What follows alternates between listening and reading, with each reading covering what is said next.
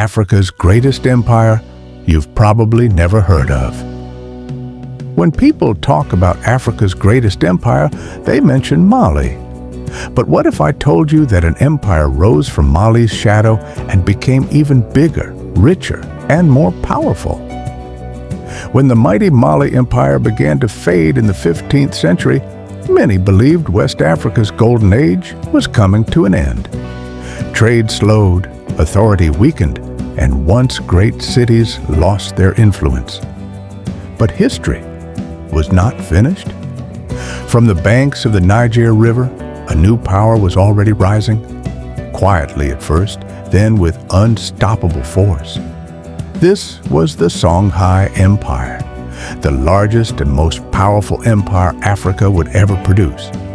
The Songhai people had lived for centuries around the city of Gao, occupied by the Sorko people, perfectly positioned along the Niger River. This river was more than water. It was life. It connected the Gao people, who were hunters, the Du people, who were farmers, traders, and the surrounding cities, linking the forests of the south to the deserts of the Sahara. For a long time, Songhai lived under the shadow of Mali, supplying trade and manpower. But as Mali weakened, Songhai seized its moment. That moment arrived with the rise of Sani Ali, one of the most feared rulers in African history. Crowned in 1464, Sani Ali was not a ruler of books or debates. He was a ruler of action. He built a powerful and disciplined army, combining cavalry, infantry, and a navy that dominated the Niger River.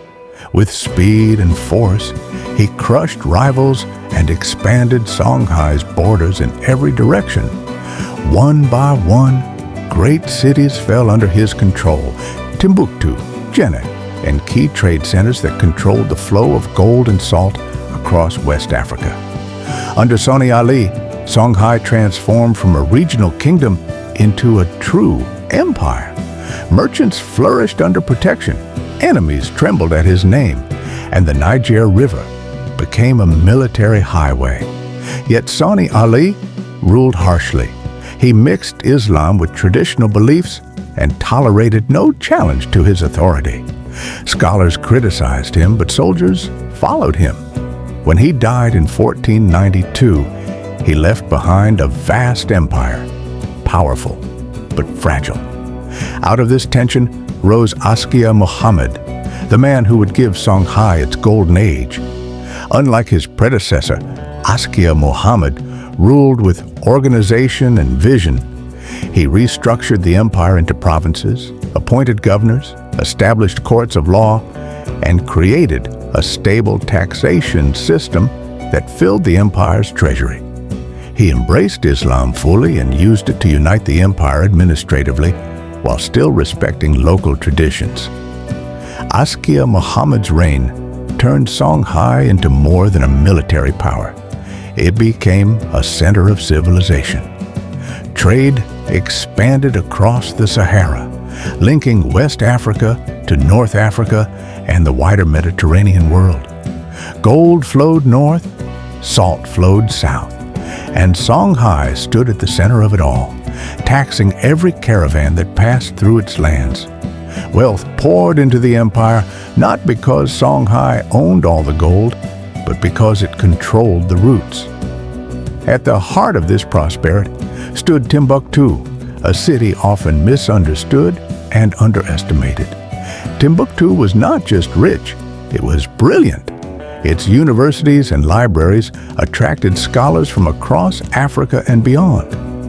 Thousands of handwritten manuscripts filled its shelves, covering law, science, astronomy, medicine, and history. In an age when much of the world struggled with literacy, Timbuktu shone as a beacon of knowledge. For decades, Songhai dominated West Africa. Its territory stretched farther than any empire before it, covering lands larger than several modern nations combined. Its army was vast, its economy strong, and its reputation unmatched. But history is unforgiving. After Askia Muhammad, internal conflicts weakened the empire, power struggles drained unity, and leadership lost its focus.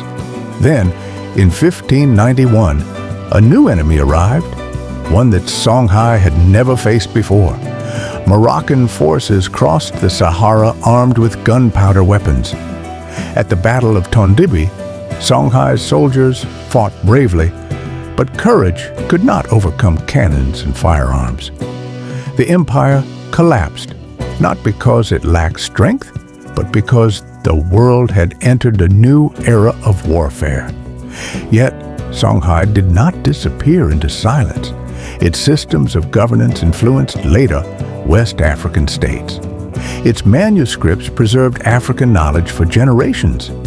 Its rise proved that Africa was not isolated, primitive, or stagnant, but organized, wealthy, and deeply connected to the wider world. The Niger River still flows where Songhai once ruled, carrying with it the memory of an empire that rose from Mali's shadow and became Africa's greatest power. Songhai fell, but its legacy remains, written in gold, ink, and history, making it the last, yet the greatest of the three major West African empires. To watch the other two major empires, click the videos that pop up or check in the description. Subscribe now for more African history.